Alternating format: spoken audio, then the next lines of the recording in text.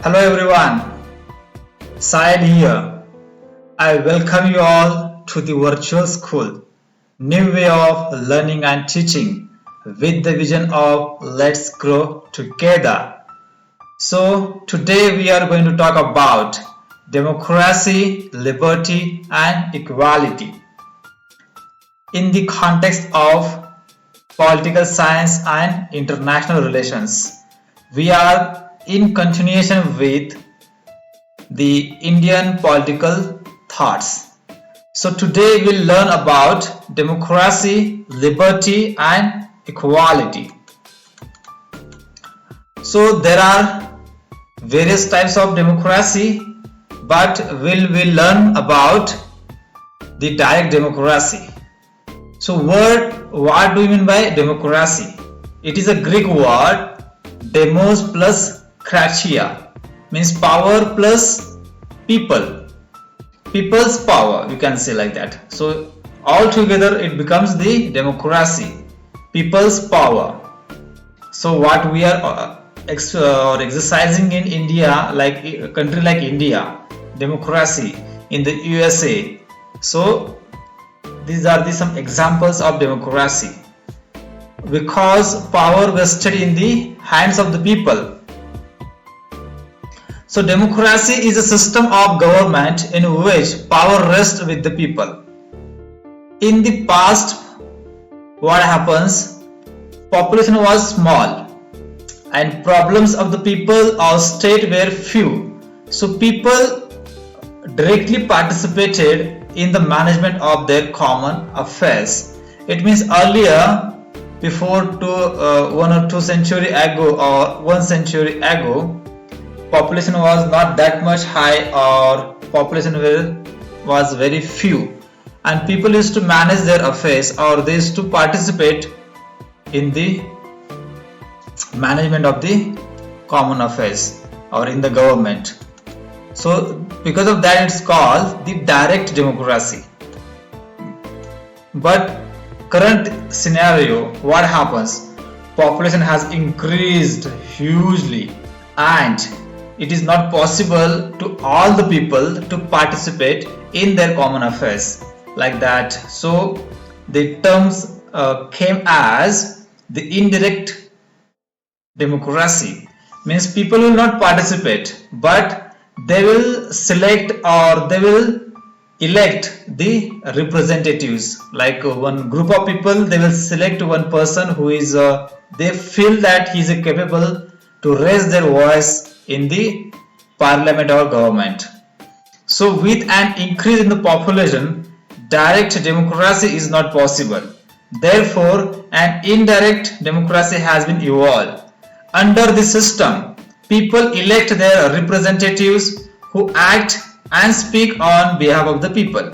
So they will represent people, they will raise their concerns, issues in the parliament or in the form of government, and they will try to resolve their issues or common issues. So there are various theories of democracy. So first theory is a classical or liberal theory of democracy. It was found in the writings of Greek philosophers like we can say Hobbes, Locke, Rousseau, then Bentham, J.S. Mill. So in the 17th century, it means 2 centuries ago, all this development happens and the philosophers came with these kind of theories. So this theory talks about the active participation of the people in the political process. Then grant of universal suffrage, right to vote in political elections. Existence of representative government, periodical and free elections, free and fair elections. Existence of certain fundamental rights. Then independence of judiciary, then rule of law. These are the terms they evolve and they coin and they try to experiment those things and try to give justice to the people or the contribution to the society. in the development of the people as well as the society. So second is the elitist theory of democracy. This new theory was popularized by scholars like Pareto, then Mosca, Michaels, and the Baham. They argued that in every society there is a small group of elites who rule a political society. This group of elites exclusively enjoys all the powers and influences. We can aware about it. In those who are the wealthy people, they can enjoy more power. So Pareto described as a social elite and the governing elite. So there are the two types of the elites. Those who wanted to be in power with the powerful government, we can say, or they wanted to be as a powerful person in the society. But some people are there, they wanted to just do something for the society or betterment of the society or for environment, all those kind of things. So there are the two kind of elites. All are powerful in their own areas. So third one is the pluralist theory of democracy. In this theory, they talked about because this is the recently originated theory, and it is associated with the scholars like Robert Dahl, Barelson, then Sartori, E. Eckstein, then Prestas, Hunter, Agar. Then power in a society is shared by government and large number of leaders, groups and associations. It means power should not be concentrated at one point of or one point of center or one point of association, one point of person or in one thing. It should be vested. It should be divided into the groups, peoples and associations. So it is based on the principle that the society is a plural and the state is only one of the many associations within the society. It means state should be formed with the people, group of people, society, communities and associations. Like that was the main concept behind this theory. All important decisions should be taken by the state in consultation with the other organized groups and due defense should be given to their views. It means the scholar is trying to say that all the important decisions about the nation, state or people, society, association, communities, whatever it is, it should be taken with the consultation of the groups or organized societies, and there should be kind of debate, defense, like there should be the whys and whats, how. So every voice should be heard, like even by the people or through the representatives. It should be heard, listen carefully, and there should be some what we can say, they should have some space to think, express their views, then government can go ahead and take the decisions, right?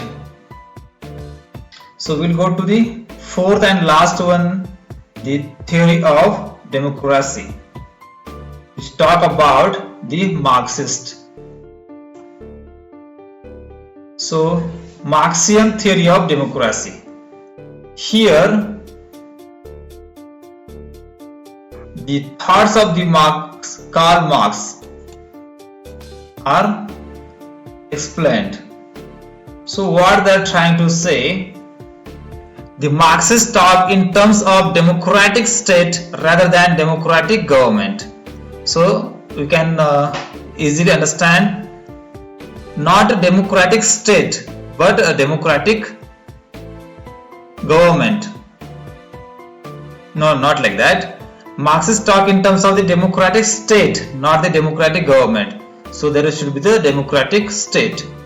They imply by a democratic state a socialist state in which there is no exploitation and conditions for free development of all the exists. Democratic ideals like justice, freedom and equality cannot be attained so long as economic exploitation exists in the society. It means Marxists try to express his view in terms of, he said, if there is a economic exploitation in the society, then we cannot talk about the justice, freedom and equality. Marxist envisage abolition of private property, ending of exploitation in the society through the social ownership of means of production. He wanted to have the ownership of means of production in the hands of the people, so they can produce, they can distribute, they can have their own rights to produce and distribute and have business. But now what is happening? There are the few people, they are owning all these kind of things and all. There is no equal distribution in this society. Equality, there is no equality. So ultimate objective of this theory is establishment of a community society or a stateless society. Marx emphasized on political freedom, economic and social equality. So he also put a term called democracy not only means provision of political rights to the people so that they may able to effectively influence the policies of government, but also removal of discriminations based on the caste, creed, class, color and sex. So he tried to say that democracy should not be only the provision of the political rights to people so that they may be able to effectively influence the policies of the government. No, but also removal of the discrimination based on the there should not be any kind of caste, creed or sex, color kind of discrimination. Everything should be equal. We can say like that, classless or stateless society, casteless society. There should be the equal distribution of the wealth. Whatever it is available in the society, it should be equally distributed among the people. And he tried to say that it should not be accumulated by the one person or the one organization or the center. Whatever it is available, give to the people, let them enjoy, let them have the basic things to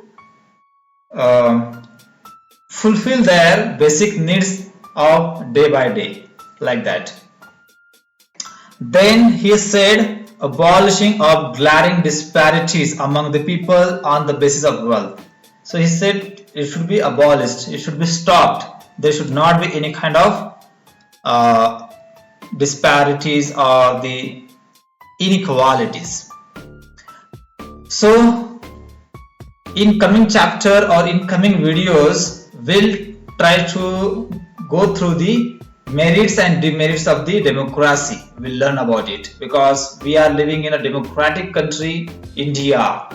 So we will learn about in coming videos. So stay tuned, do like, share and comment, and you can watch our other videos like we are coming with the new initiatives like all the newspapers important news in MP3, then editorials in MP3, then Yojana, Kurukshetra, then Indian foreign policy. All things will be available in the MP3. Why this initiative has been taken? Because all the other things we can find in the internet, like all the study materials, you can go through it, but how you can revise it? You should be able to listen it when you have free time. Every full time you cannot read, write and watch the videos, but when you are free you can play your system and you can listen the news, you can listen the editorials, you can listen these kind of magazines in short with the good background music. It will give you some kind of learning with the new pronunciations, new words, and it will improve your communication skill. You can learn how those words are being pronounced. You are reading yourself, but you should know how those difficult words are being pronounced. So stay tuned and let's grow together.